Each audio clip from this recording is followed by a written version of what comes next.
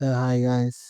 ఈ వీడియో చేయడానికి main reason ఏంటంటే యూత్ గురించి. ఎందుకంటే నేను చాలా సార్లు విన్నాను పక్క దేశం వాళ్ళు మన దేశంలో ఉన్న యూత్‌ని పొగడుతాం గాని, చాలా గొప్పగా చెప్తారు.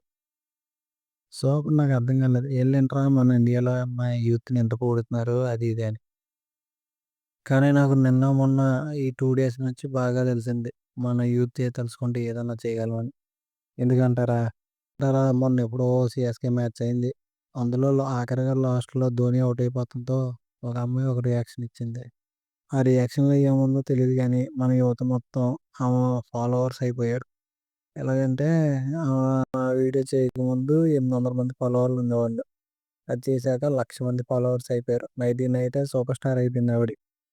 సరే పోన్లే దీన్ని పక్కనెట్టేయండి. ఇంకో విషయం వచ్చేసి అలెక్కా చిట్టిపికిల్స్. ఇప్పుడు మొత్తం ఎక్కడ చూసినా ఇదే కదా! ఏదో ఆళ్ళు మనోళ్ళు ఆళ్ళేదో బిజినెస్ చేసుకుంటున్నారు. సర్లే ఏదో నోరు జారి ఏదో అనేసారు. ఎవరినో అన్నారు.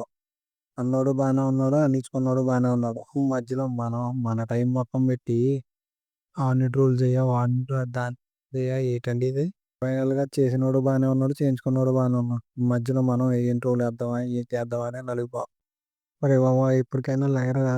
పక్కనోడి పని మీద ఎంతసేపని చూత్తావు? మన పని మనం చూసుకుందాంరా! ఈడెవడ్రా బాబు! ఈడు కూడా చెప్పేత్తన్నాడు అనుకోకురా మామ! గాయం విలువ తెలిసినోడే మామ సాయం చేయగలడు. ప్లీజ్ రా ఇప్పటికైనా లేసి ఫోకస్ చేయరా కెరియర్ మీద. ప్లీజ్ రా అండ్ ఇంకోటి శ్రీకాంత్ అంట. ఆయన ఎవరో నాకు తెలీదు. కానీ థాంక్ యూ బ్రో. ఎందుకంటే నువ్వే నా ఫస్ట్ సబ్‌స్క్రైబర్ బ్రో. ఎందుకంటే ఇప్పటిదాకా నా ఫ్రెండ్స్ తప్ప నన్నెవరు ఫాలో చేయలేదు. ఫస్ట్ టైమ్ ఒక ఒక వ్యక్తి బయట నుండి సబ్‌స్క్రైబ్ చేయడం నన్ను. కానీ 1000 మంది ఉంటేనే గాని సబ్‌స్క్రైబ్ చేయకూడదు అనుకోండి. ఈ రోజుల్లో ఐదుగురు, ఆరుగురు ఉన్నా కూడా నా ఛానెల్ బాగానే సబ్‌స్క్రైబ్ చేసావు బ్రో. Thank you bro. నీ సపోర్ట్ ఎప్పుడు నాకు ఇలాగే ఉండాలి బ్రో. Thank you.